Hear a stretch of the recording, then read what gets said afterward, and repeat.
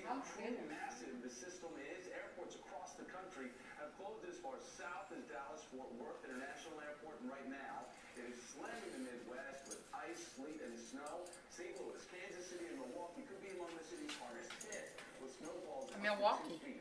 NBC meteorologist Wow. joins us here in studio to explain what we're going to see over the next 24 hours. So, Bill, where is the area seeing the worst of it, or we're going to see the worst of it?